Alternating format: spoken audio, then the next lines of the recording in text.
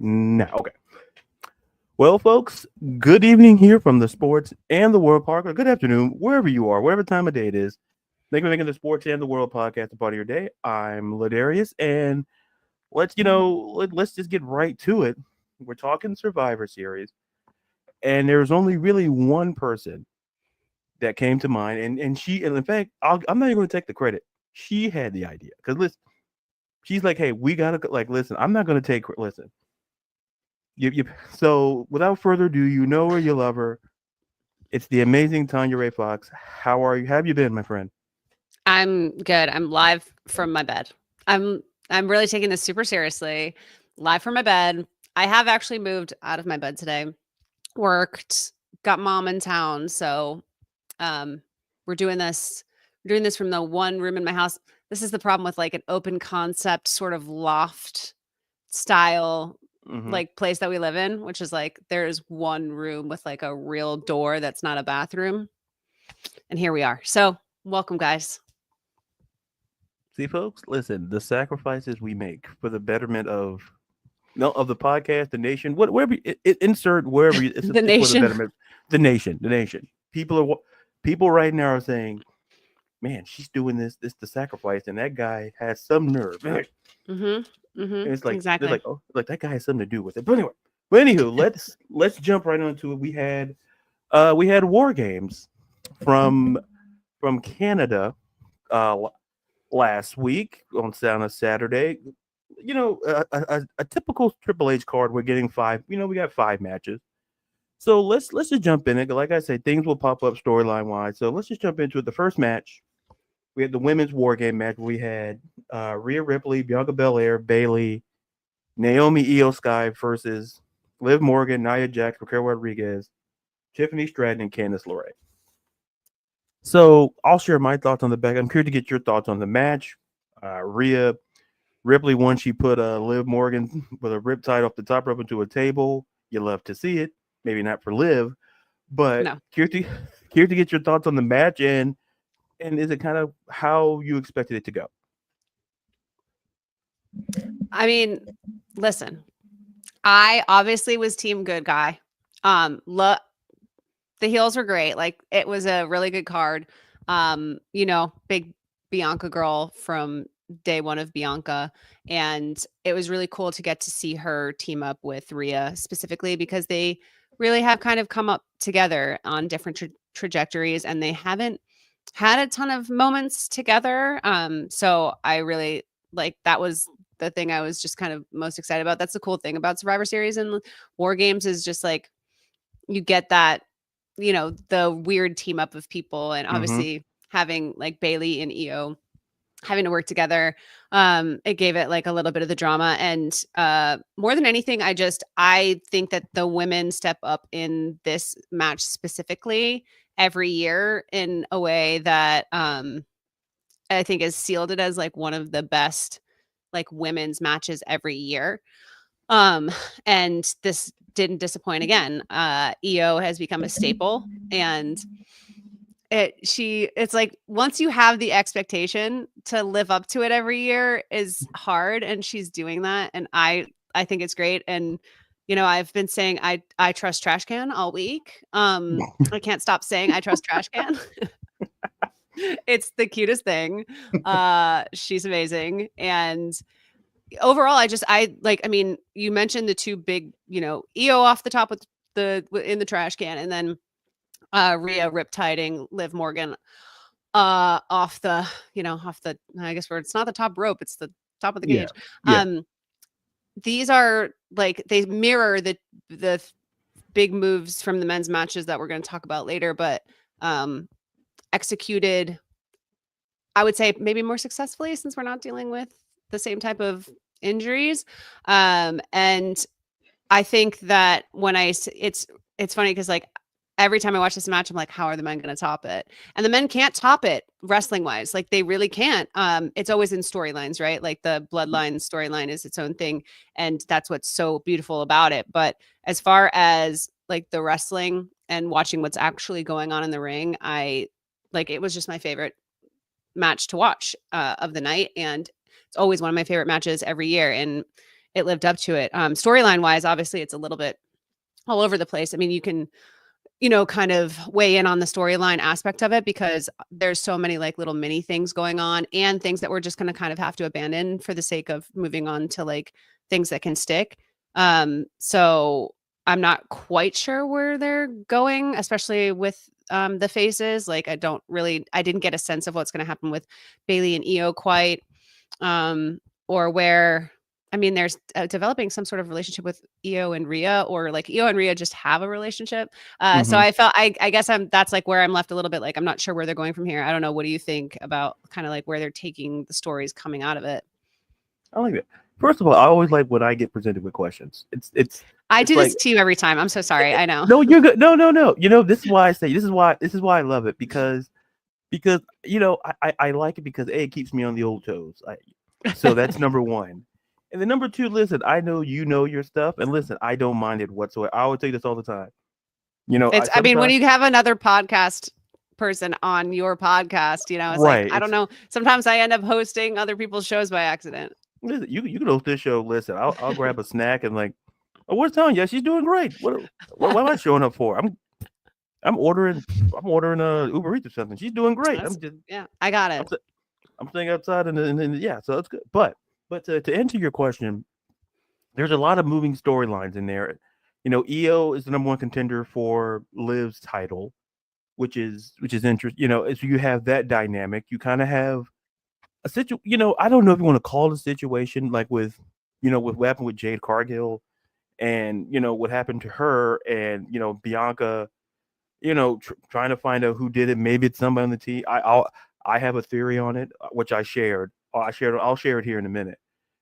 But to kind of go through it all, I just kind of think, Liz, I really thought we were getting a cash in, to be honest with Tiffany. I thought we were going to get that from Tiffany Stratton because it would have been the perfect opportunity because you have both the champions, there in War Can Games. You do right that? there. Can you cash in in that situation? It feels like since it's like not a title match. The way I've understood it is, as long as you have the briefcase and there's a ref accessible. Okay. And it's listen, it'd be great if they print like a rule book. That'd be just. Are you making shit up? That's the real question, Ladarius? Are you just making stuff up now? Who knows? We could just be making. Listen, everything's made up. We could be whose lines anyway type of thing. We just points don't matter. Everything's made up and the points don't matter. Yeah. Yeah, I really wish the points would matter sometimes. But anyway, like I wish some of these points I think I do great, but to go back to the theory with Jade Cargill, and it's a theory people are like, I believe the person who attacked Jade Cargill was Bianca Belair. And interesting. And I'll explain. Now, I mean, I think I see where you're going with this. So my thing is, now it happened that the camera just happened to go back there when she was in the triple threat match with, I believe it was her. I believe it was Chelsea. Chelsea Green and I can't remember but it was during their triple threat match. It was for the tournament, for the United States title tournament. So the camera just happens to be back there and to see the way just Jay just happened to lay out in the loading dock. And people are like, oh well, Jay, Bianca was in the ring. I'm like, folks, this is where like the criminal justice guy came out. I try to earn the degree as much as I use it as much as I can, and even if it's wrestling, I try to use it when I can. Done. Yeah, it's like, yeah, we got a 219 here. What's that? Law and Order. We got a 219. I have no idea. I'm just saying numbers I saw on the screen. But my working theory is, see, people understand, we don't know when Jade was attacked. All we know is that we saw her and it happened the camera to be back there during Bianca's match. Right. Now, who has the most perfect alibi? Bianca. Well, I was in the ring when Jade was attacked. But we don't know if the attack happened. We don't know. There was like Could she have hired someone? This happens a lot on on the murder shows, murder for hire. Exactly. So I tell people, it's like, look, and the thing is, I to go back to the time where Liv kind of planted the idea of the jealousy, trying to drive the gap between Bianca and Jade, like the jealousy angle.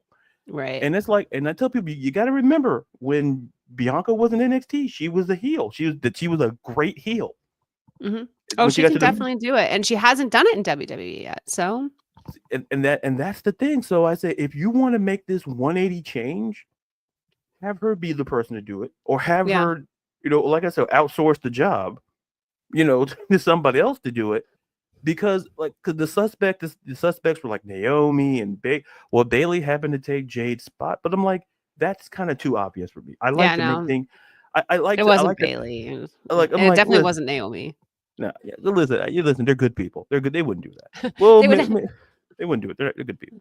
Naomi's she's just too beloved at this point. Exactly. Yeah, Bailey doesn't make any sense. Unless you see some glow sticks near the body, I'm not buying it. No. Yeah, she would leave evidence. I mean, come on, Like if everybody you see some fluorescence, then I'm like, Naomi, this is not good. it's I mean, the wrong glow time. like you don't wear no if you're gonna commit a crime. Oh wait, cut that camera off now. But that's my whole theory on that. But all I think was a good match. A lot of people were giving flack to Nia Jax because there was like the chair shots that she was giving. And Yeah, she was I'm just pulling them. Yeah, I'm gonna say this, and I said this on another podcast, and I'll say it here. I wasn't a big fan of it, but it just feels like Nia Jax is an easy target. So yeah, anything she does wrong, it gets kind of magnified to a degree where it's like, oh well, she can't wrestle. I'm like, to me, this is Nia Jax's best run. Her second run, this is a great run for her. yeah. I agree. She's been on a great run. I think she's like been doing good. Like the best work she's done on the mic and in her storytelling. And I mean, listen, she's not one of the best wrestlers. She has the some of the Samoan, moves in her move set, which really helps. And I think there's, obviously it works not only well for her skill set, but also her storyline. And I I think that you're kind of setting her up to fail in that moment to start out the match where it's so exposed.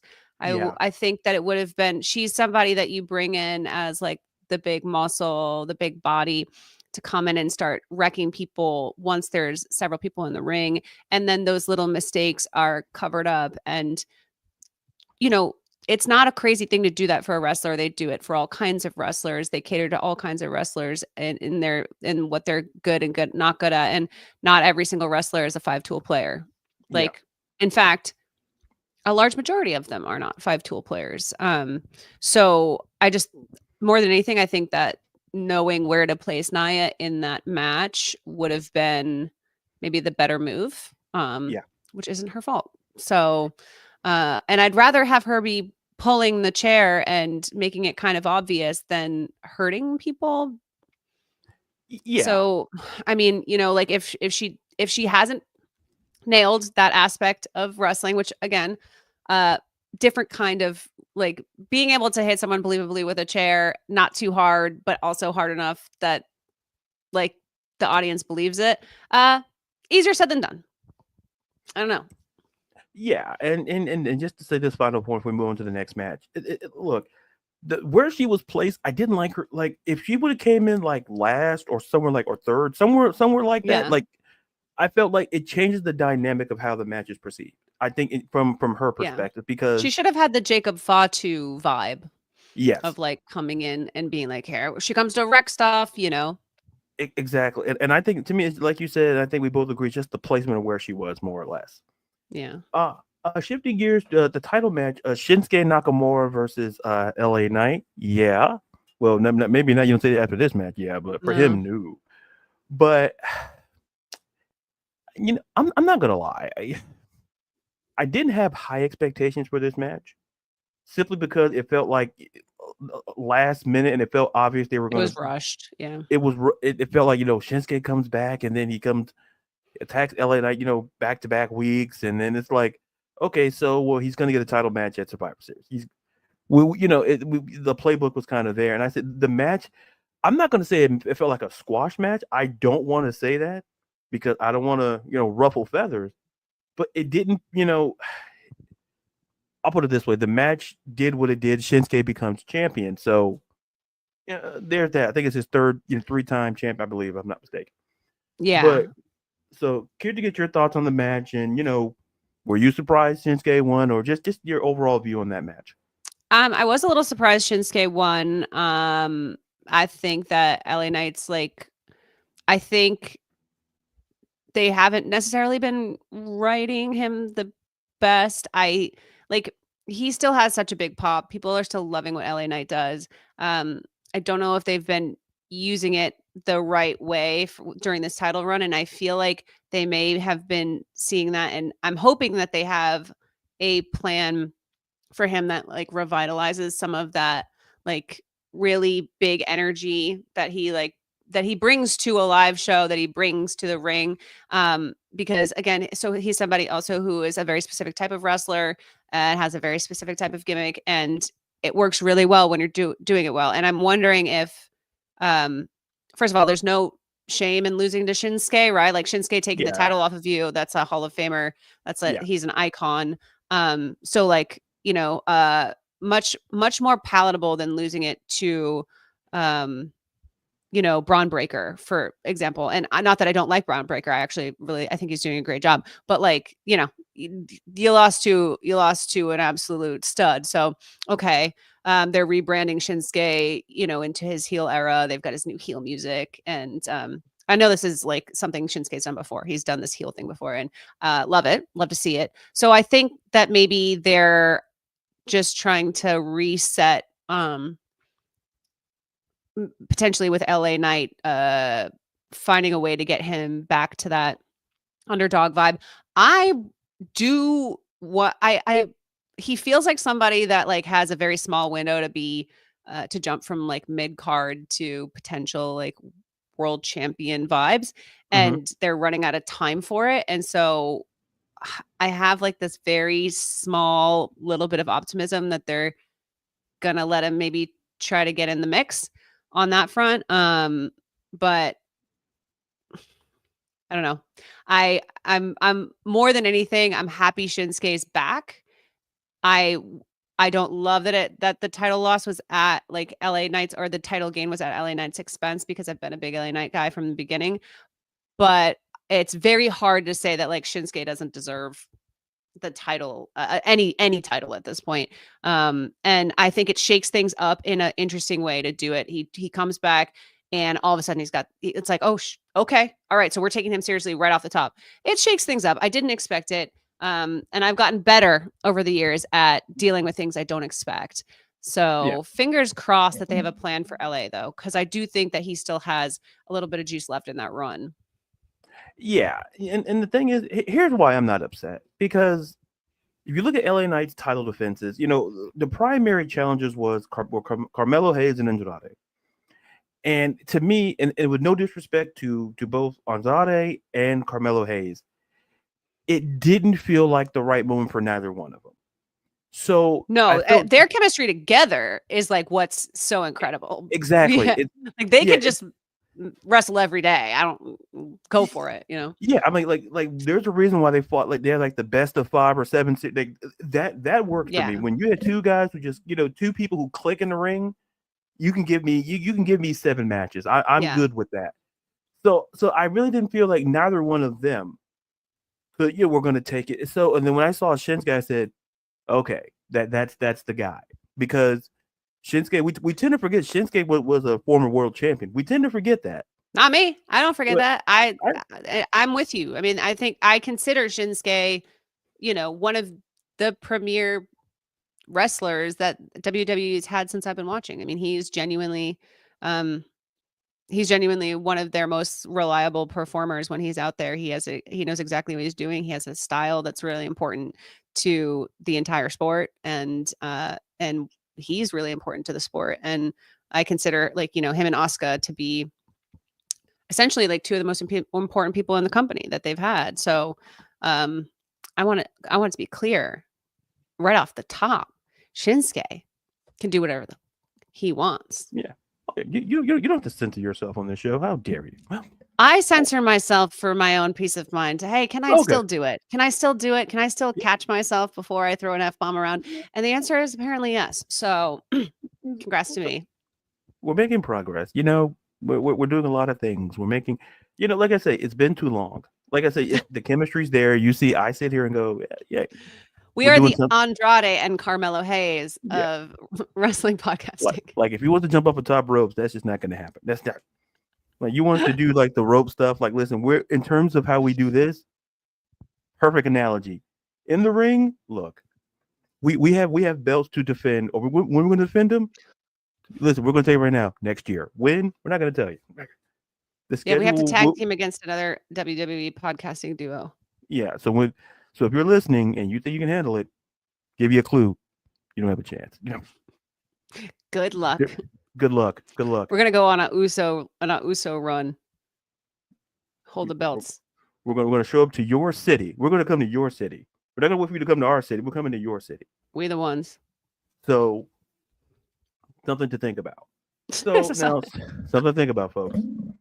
So speaking of, you mentioned Braun Breaker earlier. It was the triple threat for the Intercontinental Championship between Braun Breaker, Ludwig Kaiser, and Sheamus. And let me say this: absolutely great match, because all three, like I say, listen. Ludwig Kaiser's a guy. Let me tell you right now, that guy screams champion. The way he's being built on the microphone, the way he's going on in the ring, and the thing is, like, that guy's going to be a champion. With Sheamus's resume speaks for itself. And Braun Breaker's a guy. Listen, self-control and Braun Breaker does not belong in the same sentence. He doesn't have to run around the ring. He doesn't have to. This guy ran and hit the edge of the announce table, which is very, very sharp. It's kind of like when you stub your toe, but in this case, he kind of stubbed his stomach. So I felt it from here. While I'm like, oh, yeah. we did it on Raw. I'm like, listen, you got to slow down. Yeah. Like, bro, there's no track there. Like, calm down. Calm down. Like, do it in the ring. It's gonna be okay. Yeah, he runs. He's like feral or something. Yeah, it's like it feels like the National Geographic music, or like kind of like a David Attenborough type situation. That's what it kind of felt like. It felt like I was watching that. Yeah. But you can see the Rare Breaker steps out of the ring and he goes for his next move to his opponent. Yeah, And he's then always on one. He's always jacked up. It's like, listen, yeah, I don't know what he's eating cupcake. I don't know what he's eating before he gets in the ring, but obviously it's working. I just want to know how many of these bangers poor Sheamus is going to have to go through before they let him have the goddamn triple crown.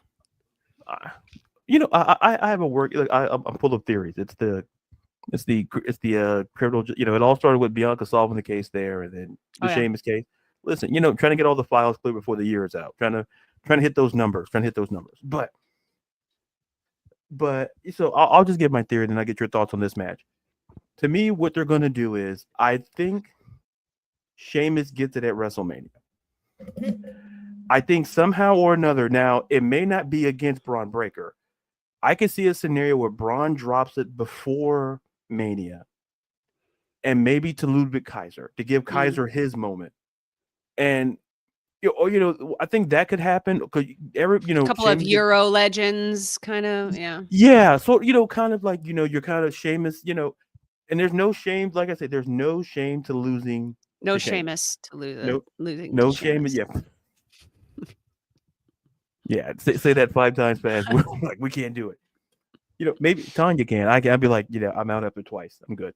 It's fine. The trifecta, I can't. But so anywho, curious to get your thoughts on this match. Curious, thoughts on Braun retaining, and where do you see the future of the, Braun or anybody that your overall just views of the match and all the competitors in it. Just your thoughts moving forward. Yeah, I mean, Sheamus, legend, always does the same thing in these matches. Just hangs in there to make it a banger, and did exactly what I expected, right? And Ludwig, I agree. I'm maybe not quite as high on him as you are, but I think that's mostly just because it's less about like talent and the skill set and all that, and more just like I haven't fully bought in entirely on him as a character, whether face heel, it doesn't really matter. Like, it's just hard for me to fully connect to him. It took me a while for Gunther to warm up to him as well, even though he legendary, had a cult following coming in. Everybody told me that this guy's the real deal. And I saw it. It just took a minute for me to be like, what? And a lot of it happened. A lot of it was just in ring, just like watching him continue to do what he does in the ring, that I just sort of couldn't be denied. And I think that might be how I am won over by Kaiser as well. I'm warming up faster to Braun Breaker than I thought I would. And I think that's in large part to the fact that they've started to let him be very like he is quite well spoken and charming, which doesn't go with his in-ring character. And so they're trying to find the balance on that front. And I think that they're gonna start getting there a little bit more. And I know why he wrestles the way that he does. I know why that they like. I'm not necessarily against it, but I do think that like the more that they let him do what he's capable of doing on the mic, the more that I find his matches to be interesting, and the fact that he has this title to be understandable, and I root for it more. They all wrestle such different styles, so watching matches like that is, for me, like I can get sometimes like a little bit like lost because it feels like they're all doing their thing. It's almost like I don't want to like get too ahead, but like when everybody's doing their finishing moves all the time, Mhm. it ends up feeling like it's like, okay, now it's time for the Braun Breaker time, and now it's time for the Gunter time, and now it's time for the Ludwig time, and there's no fluidity to it, and it's hard to do in triple threat matches anyway to have the fluidity, and I do get that, but I did feel like it was a little bit of like trying to fit square pegs into round holes. Sometimes it's just like, okay, this is now we do this, now we do this, now we do it. Felt very choreographed. But they all do their thing so well that it was fine. I would say it was probably my least favorite match of the night, not because the wrestling was, I actually like Shinsuke LA Knight, like really, you know, it wasn't like the best wrestling of the night, but I cared about the title change, right? Versus Braun retaining, which I felt was going to happen and then did. So even though I love all three wrestlers and I think that they're all very good at what they do and in their ways, I think for a premiere, I think War Games should have matches that are next level. I think it's that kind of premium live event at this point, and I felt it was a little underwhelming only because of that. But that's a personal preference. I don't Yeah. think that anybody underperformed. No, I get that, and kind of going, do my best, ludicrous line from the Usher song. Yeah, I gotta take that, rewind it back a little bit. Yeah, we do music around here. Yeah. Now, we do music around here. Listen, Usher's got the beat. we got the beat. Listen, he did a Super Bowl halftime show, folks. Listen, there's credibility. Listen, I'm just not pulling stuff out of thin air. Do I know the discography? Yes, I do. But we're not. It's not the right show to do that. We'll do another show on that at some point. But we'll do the Spotify Wrapped show. Yeah, I did. I put mine out, and I'm like, I was shocked. I'm like, no, this sounds a lot like me. I'm like, yeah. I swear sometimes I'm like, I think you're counting a lot of things that I like played but technically skipped. But regardless. Yeah. It does feel, because I'm looking like, I'm not surprised it was number one. Like, I'm like, okay, yeah, that I get, because when I'm working, it's like, and I'm like, and I put it on my regular playlist, and I have like over 4,000 songs on my playlist. Right. And she, it's Taylor Swift, and she always shows up. Like, I put it on. They really push Taylor Swift in the like, so she pops up a lot. Yeah.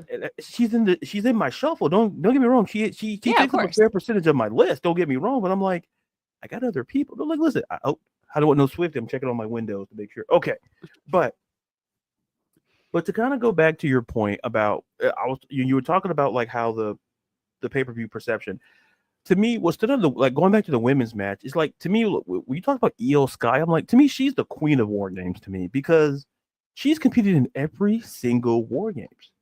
And I said, Darius, you wrote articles about this. You should know this. And I'm like I'm for a couple of off nights or off days. There's 365 days, 360 leave. Give me at least 5 days, folks. Listen, I'm not. Yeah, listen. I'm not 20. Yeah. Listen, heroes take naps too. But the point is, it's like Io Sky always stands out in these matches. And I'm like, how? It's like, oh yeah, the trash can was different.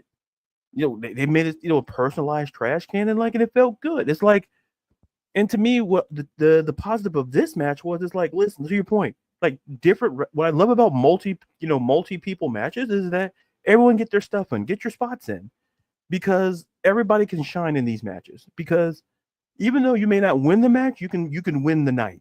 So, and I think, like I said, Kaiser, I think is the star. It took me a while to come around with Kaiser because I felt like when they had with Vinci, who he was backstage at a SmackDown, he was in catering. So I don't know why they did that man, put that man on camera. Listen, I'm not in charge of that either. It's like, this guy, I'm gonna just say this real quickly. You put this man, you repackage this man. Obviously, you give him a car and probably you got from Too Fast, from Fast and Furious. Obviously, he bought that car from Vin Diesel. Obviously, you have him pose in front of it, and then you put this man in the ring, and he loses not just once. This man loses twice. And listen, if you got up out of your chair, you missed the whole match. Like, oh, did you miss the match? No. It's Yeah.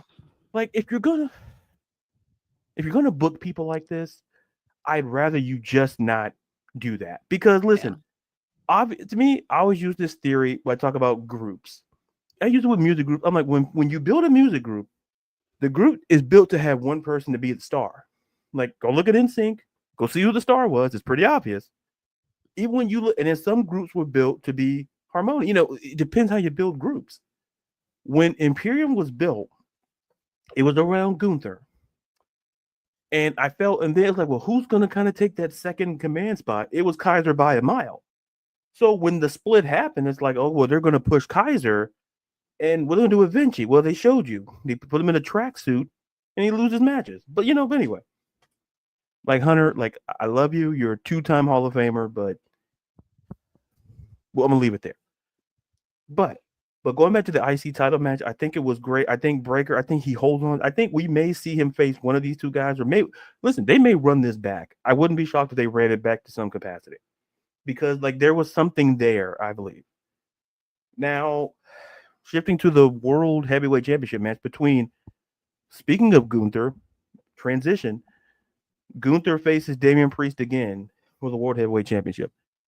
This match to me, like Damian Priest has gotten better.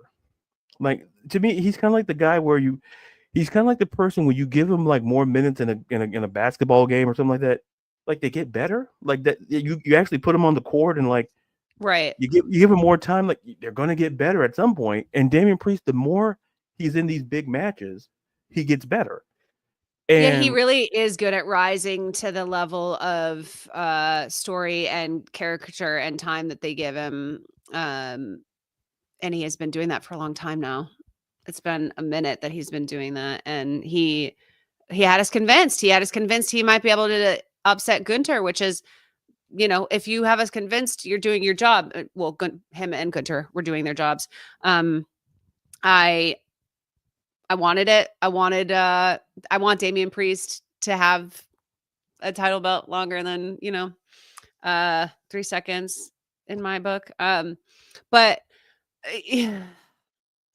I'm tired. I'm tired of the like thing, and I know it's a thing that they're gonna do forever. But like, should have won the match. Finn comes in. Blah blah blah. Right? It happens. I know that. I don't hate Finn. I like that they have this rivalry. I feel a little lost in the sauce with Judgment Day right now because there's so much going on with every member of the Judgment Day, because Liv's got her thing going on and Finn's got this thing going on, and we've watched Damian be dealing with Gunther this whole time, and it all just feels very chaotic. So to me, when you would have like Jay or Jimmy come in for Roman and do that exact thing, right? It felt like even if we were tired of it, it was like, yeah, of course, this is the whole thing with them, of course. Or if someone comes in and messes up, if Seth comes in and screws with CM Punk and whatever, okay, of course. I don't have that built-in feeling about Damian and Finn right now. Damian almost feels too good for Finn.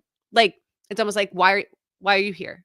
yeah. Why are you? And I realize that sounds sacrilegious to say about Finn Balor. I'm not saying that he doesn't deserve like real respect. I have all the respect. I'm just talking about the very specific storyline that we're dealing with right now, the situation we're dealing with right now. And like, Damian feels like he's too big to be dealing. It's like shoe fly.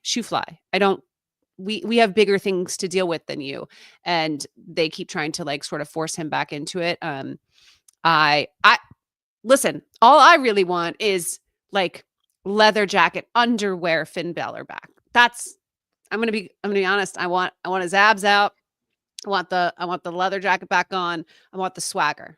So I'm trying to get that. I want Damian to move on to bigger pastures as he has, and I want Finn to put the leather back on. Yeah, well, that's it. I'm trying to find words because I was kind of thrown up. I'm not gonna lie, because it's like I was like, oh, leather jacket, like underwear. Like, whoa, I wasn't expecting that. Because I'm like, that's what he was always wearing. I know he's like the yeah, underwear with the yeah. It felt like a very uncomfortable like Calvin Klein commercial. Every time he comes out, I'm yeah. like sir, like we get it. You have 12 packs. We get it. Yeah, We but haven't. the music and the swagger, like Yeah, he's so goofy right now. And I'm just like, I get it, but like now Damien's way cool. Like he's so cool. No one's cooler. He's so cool right now. And he's got like the whole thing going. And then they've got Finn just being a dweeb all the time. And I'm like, ugh. yeah. He definitely feels. I don't want to say outgrowing the Judgment Day, but Yeah. it just kind of feels like he's like the de facto leader, and it's like he's reaching that point where it's like he doesn't want to deal with it, and it's like and we're talking about a guy, and like it's similar to Shinsuke to a certain extent, like a former champion, well respected, has put on bangers and bangers for years, and then you kind of relegate him to this. Not saying it's a downgrade, but it just feels like it feels like there's so much going on. To your point, in Judgment Day, you could like Liv is still doing her thing, and it feels like even Doink was still like doing his own thing, and then everybody has something going, and it feels like Finn is kind of like like, hey, put me in the spot, put me in the spot, like give me, like I'm like you, I want the leather jacket. I will take the demon Finn Balor at this point. Yeah. I'll take that because, and it's not knocking his character now. It just feels like I'm knocking his character now. And I don't think it's his fault. But I think that like yeah, it worked when you said like you said when he was like building it up with Damien and they were doing a very specific thing. And now it just feels like he's like the little brother that got left behind. And I think he's too good for it. And I think that Damien is definitely too good to be dealing with it. And so I don't think it's doing either of them any favors anymore.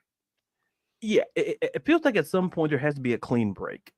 Because at some point, like, all respect in the world to Damian Priest and to Finn Balor, but at some point, like the feud, like if you want to call it that, still a feud, it kind of feels like, you, I'm good. It's like, Yeah. I'm good with it. Yeah.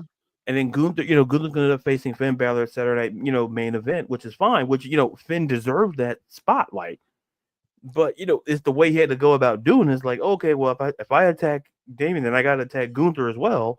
And now Gunther's mad at him. And like I was like, okay, I don't It's even like, know. I mean, I love Gunther as a title belt holder. Like I don't have an issue with him winning the title. I just like I wanted to care about how Damien lost. yeah, And I do. I just don't I care in a way that like I just didn't like it, which I guess, you make me feel a feeling. Technically, being mad is still a feeling that they've evoked for me.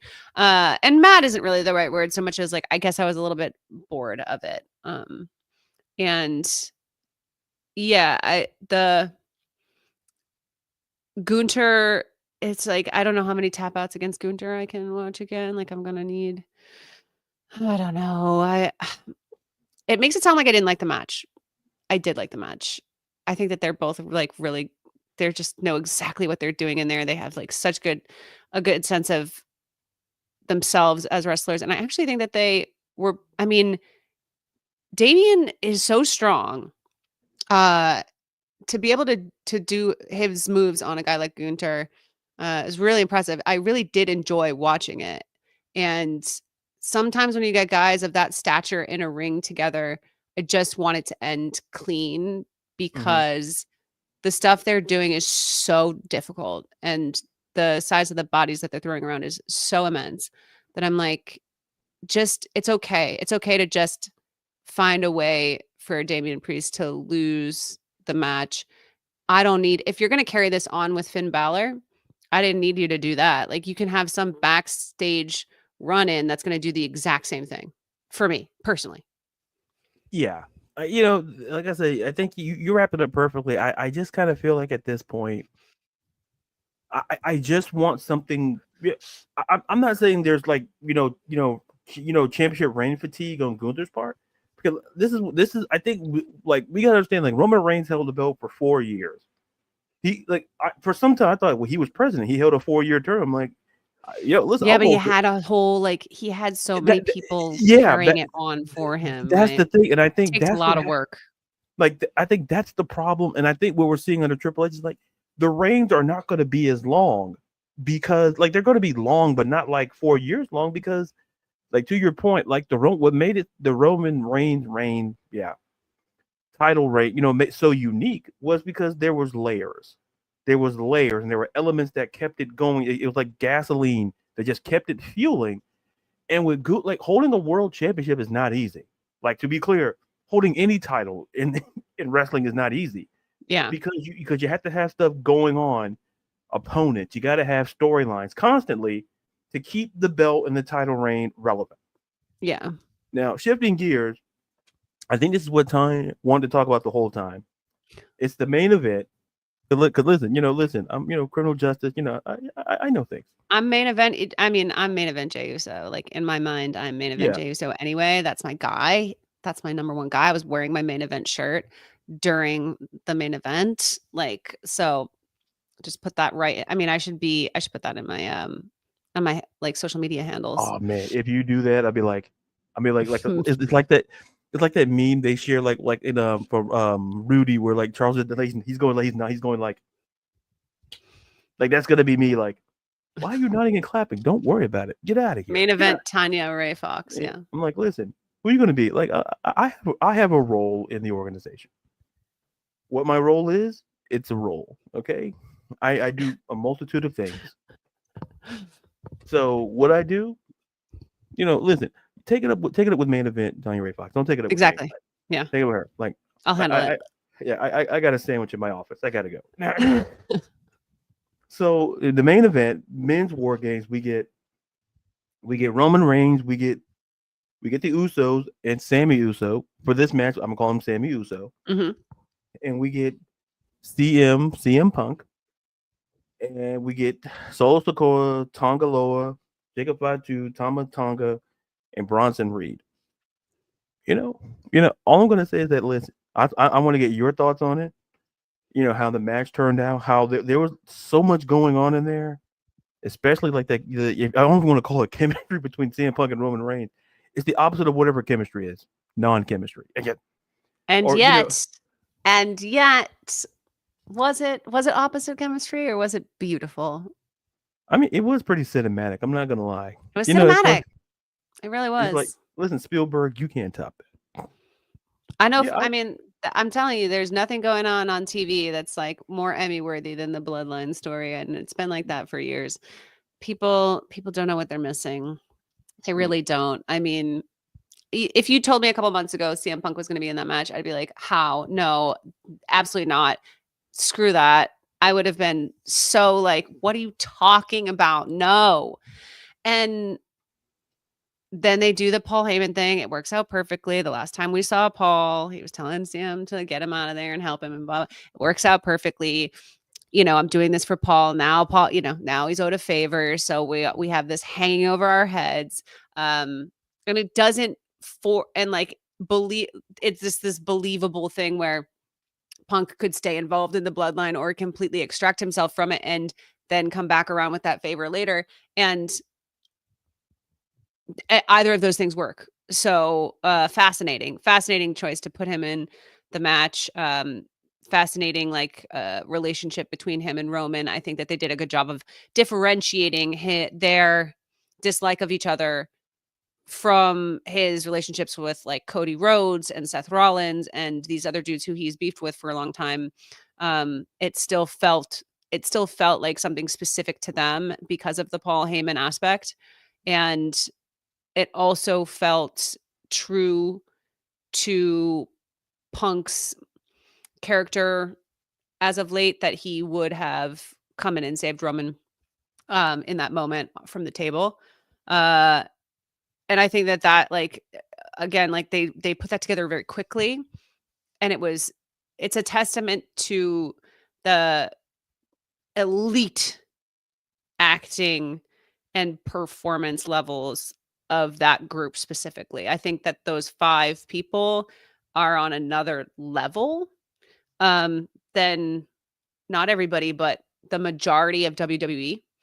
And to have them all working together is really fascinating. I mean, the Usos and Roman obviously grew up together. They have built-in chemistry. You know, you have twin brothers, and then, you know, this person who's like a pseudo brother to them. They have built-in chemistry, they have built-in relationship. But the work that Sammy's done to get to the point where he has, and, you know, I mean, Punk's one of the greatest.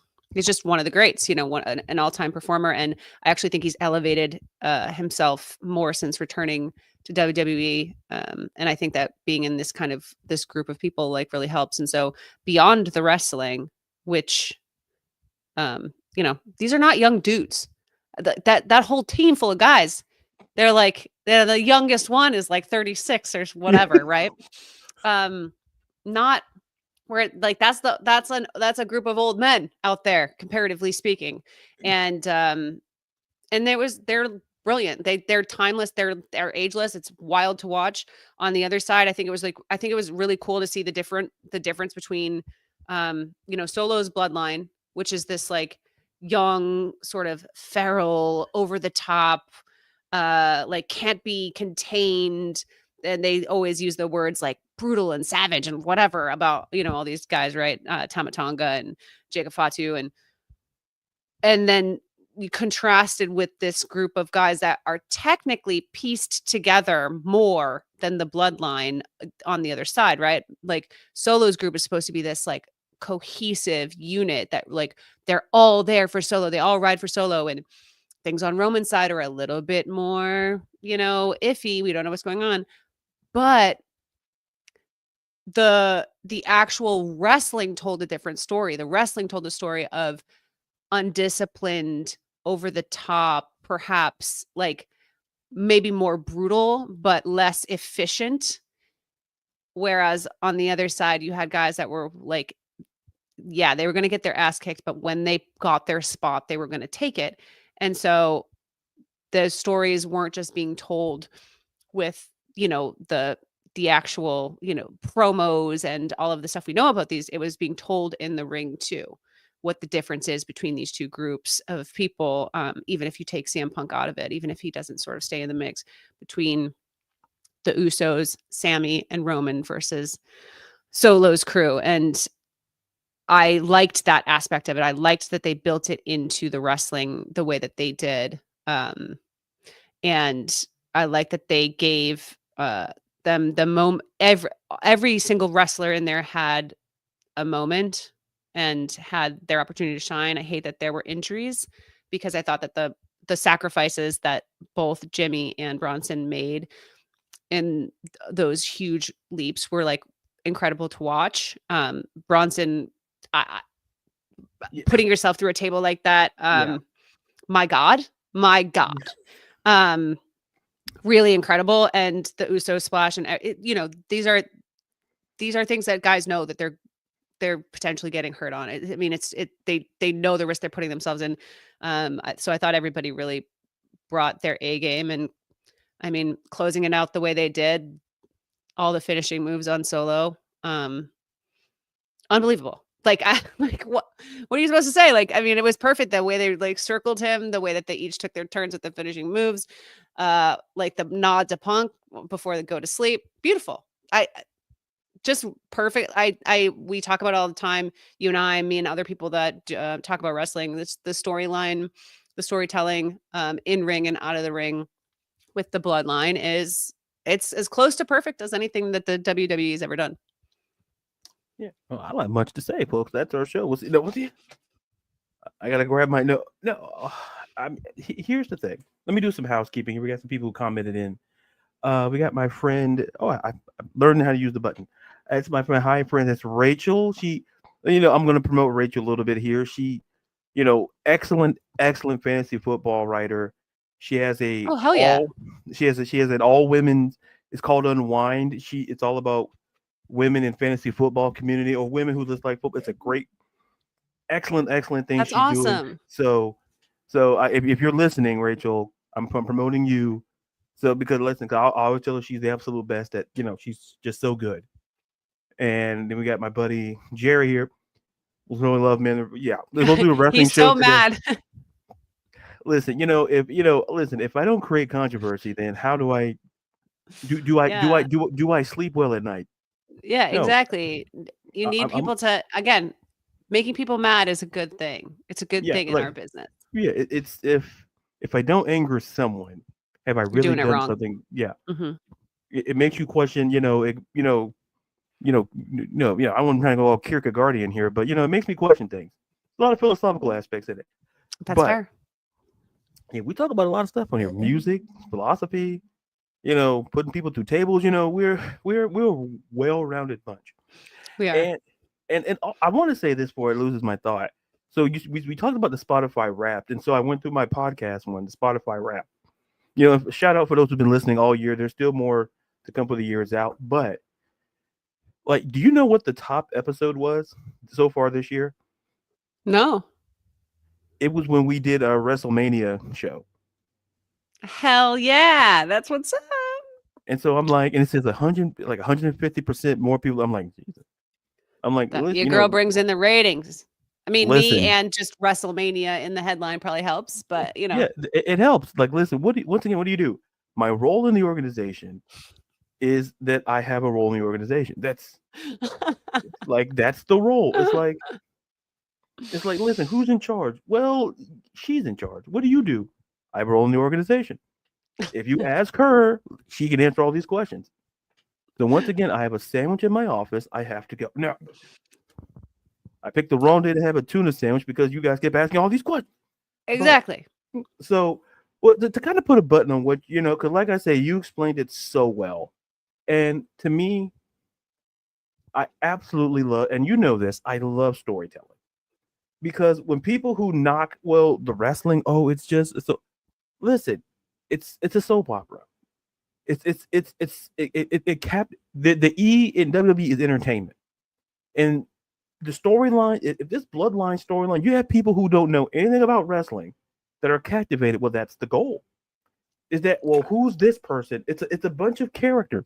Like, look at your It's soap crazy. opera. I'm telling you, the only Yeah, time I've ever had people walk into a room, like my sisters, my mom, and be like, what's happened? Wait, what's happening?" And I'm like, "Are you asking me? Are you paying attention? What? Like, since when do you care? This is crazy. It never happens." And then, my sister's like, "Oh, I could get into this." And I'm like, "You will refuse to watch absolutely anything but that." So to your point, not to interrupt you, but it no, you're is, good.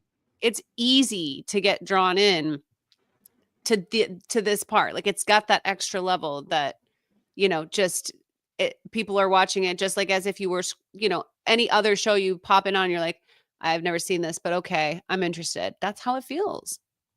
It's it's so good. Listen, my mom, and I love my mom. You know, uh, I got somehow all these years I've been watching wrestling. I'll just say I'm the age between 35 and 37. So you figure out the number there, folks. If you're great with numbers, you'll get it. So in that time frame, I've been a wrestling fan for over 25 years. Yeah. And she's the one constant because she always see me going.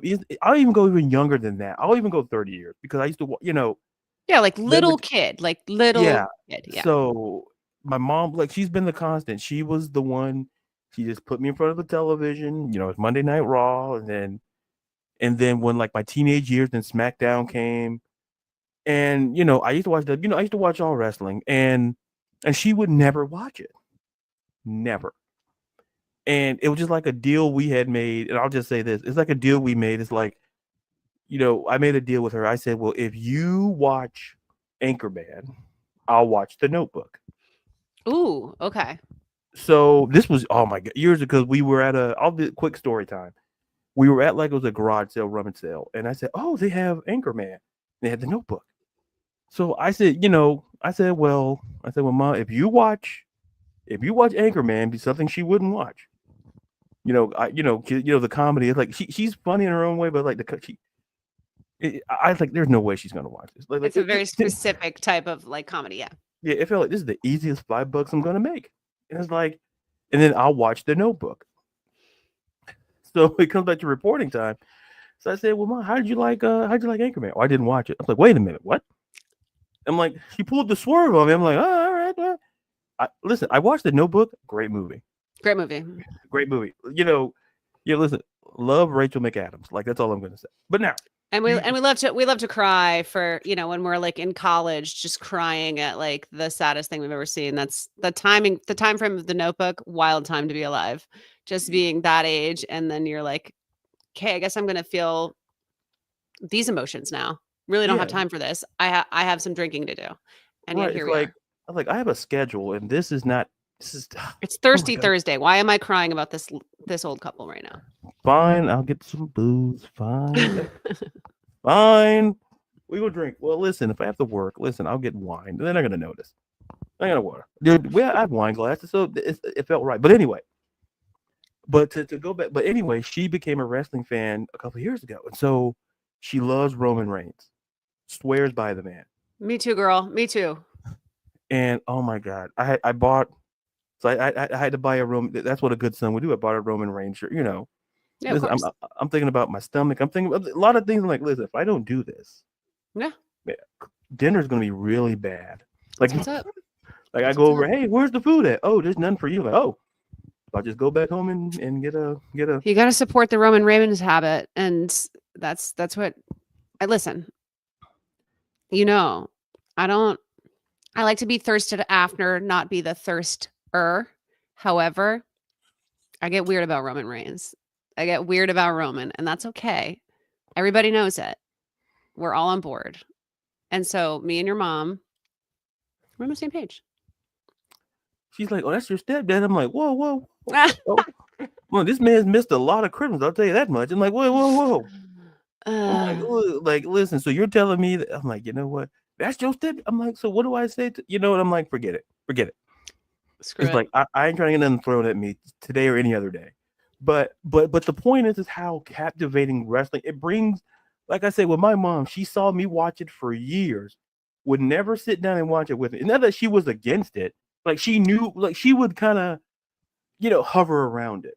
Yeah. But she never got into it. Like she bought me like action figures. She knew that it was something I loved to do. And that's the beauty part. It's like when you talk about like you're like, oh, I'll give it a watch. It's like that's how great wrestling is. And specific with this storyline, it's brought people into wrestling that never ever watched wrestling. And I'm like, well, that's the goal. The goal is to bring in the people, have something intriguing, and keep the eyes on the screen. So and listen, and they've done a masterful job. And like with this War Games match, like, I mean, look at the end of the match. Everyone has the ones up. CM Punk does his go to sleep thing. Like it's quirky, it stands up, but it's like he knew CM Punk's in business for himself. And I have no problem with it because it would have felt stupid any other way. At that, like had he done anything other than what he did, it would have felt pandering and it would have felt like unreal and unrealistic. That's why it never felt possible that they could involve him in that match believably until they did. And then suddenly it was believable because they've done, and it's a testament to CM Punk. If you really know who you are, if your fans really know who you are, and you know how to stay true to that within whatever storyline you're put in any context, in any space, in any situation, this is how Punk operates. To have that trust in your own character, to have that ability, and also to have that relationship with your fans, that's the thing that helps you get away with doing stuff like this. And he deserves a lot of credit for it.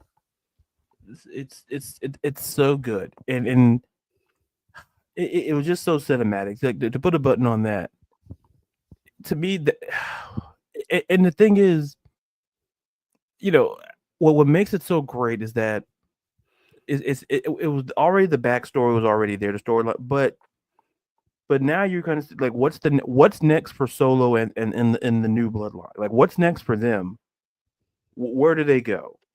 And because I tell people, like, if you notice subtly when Paul Heyman showed up last Friday when he came out, and notice that he was wearing he wasn't in a suit, which was like, oh well, maybe his suit was in the dry cleaner. That happens, but he was wearing like this red shirt, and people were like, oh, it's nothing. I said, notice the eye contact he had with Solo Sokoa. No, there's something up. There's something up with Paul. It, There's it's there's something brewing there for sure. and it's like he's just staring. Like when he came to the apron, and he's at the ropes, and he's just staring at Solo, and I'm like, something's gonna happen. Mm-hmm. And whether and listen, we'll have you're gonna come back on, I assume, and we'll go into a whole deep cover, Matlock situation. We'll uncover the truth. Yeah, we'll do the Law and Order. Yeah, I'll, obviously, she's Olivia. I'm filling in for Obviously. Stabler. Stabler's on Oh, you're vacation. Olivia Benson. I'm Stabler. Yeah, that works out too. Yeah, how do you get promoted? I don't know. It's like I'm a captain. Like, first of all, you call me captain. Like, only one who doesn't have to, Tony doesn't have to call me by my rank. Everybody else, you will call me. How'd you earn it? Don't you listen? I have a role in the organization, and I'm called captain. Stop asking questions. That's enough questions. We'll talk to you tomorrow. Exactly. So wait a minute. So if you're the captain, does that make her the listen? She's the mayor. She's above me, but I have a role in the organization. I'm the captain. Captain of what? Listen, it's not Captain Crunch. I'm a captain of something. All right. I'm a Industry. captain of industry. I'm a captain of people. And you want to talk about your football team? No, get that guy out of here. That guy's really aggravating. I got to fly to Atlanta anyway. I got to deal with that. But anyway, but Tanya, thank you so much for always coming on here. Of course. Because I tell people, listen, I'm just not. I'll say it to you, and I say it to anybody else. I've had multitude of people come on here, and I always bring on people who I feel comfortable with, and people who I think other people will be comfortable with. And it's like it's literally like a handful. It's like 5 people, and you're one of them because we come on, we talk wrestling, we can sidetrack, your stuff, and here's the scary part, folks. Before we put a button on it, we can literally talk about anything else too. Like, think about that. Like, imagine how scary it could be. Like, we could talk about be scared, but we can talk about not just wrestling, folks. That's actually everyone in my life's experience. Is just like the terror of like, what is Tanya gonna go on about next? That is the terror people live with daily. So it only makes sense. Fun fact: I kind of live in fear too. I'm not gonna lie. I'm on a whole nother coast, and I'm like, what's she gonna say? What is she over there saying right now? Should you do something? No. I feel like if I do say something, then stand down. You're always better off to stand down. I might get in the crosshair. So you know what I'm gonna do, folks? I'm using my role in the organization to go home. No. But like, imagine, like, folks, we could talk about football. We could talk about sports on here. People don't. You're so multifaceted, Tanya. I mean, the sports are this is my side gig. This is my side hustle. WWE is my side hustle. You want to talk about NFL? That honestly, you don't want to unleash NFL Tanya on this crowd. If you're interested, you could go to TikTok and deal with that. But it's a much less fun version. I'm much more angry about football. Wrestling genuinely brings me joy.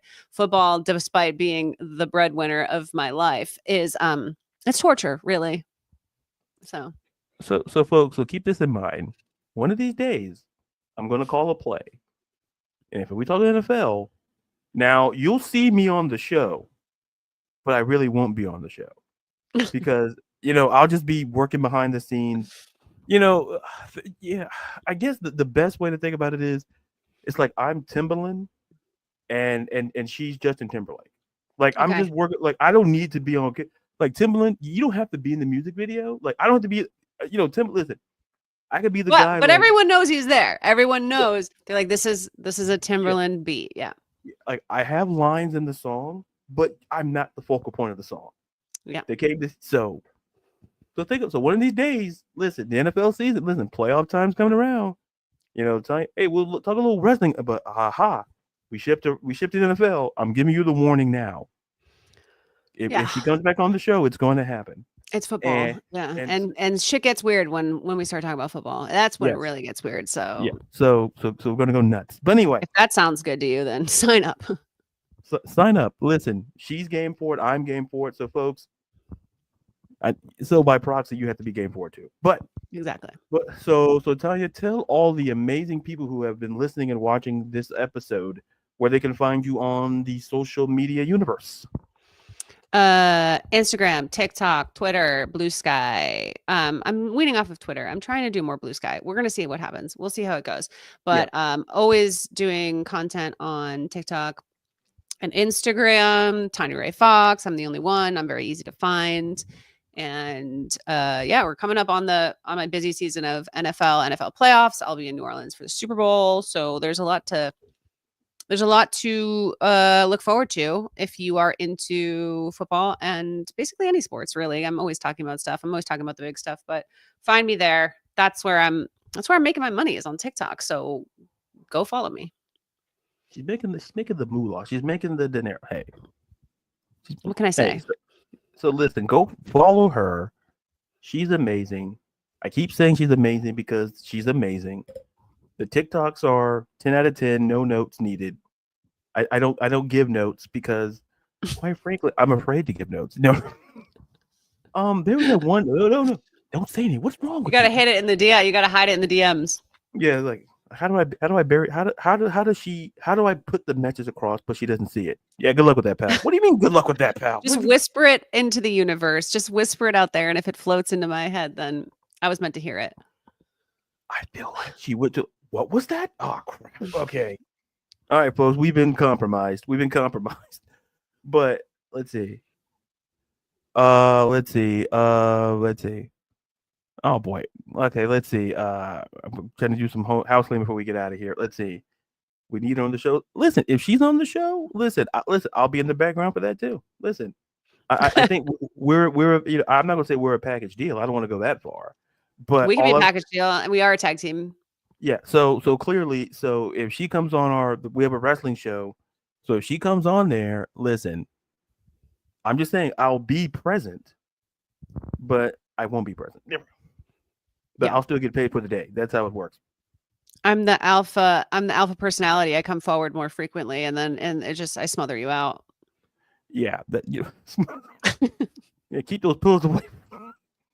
Note to self: don't take naps around Tanya. Got it. Just let it happen. Yeah, it's like, what are you doing?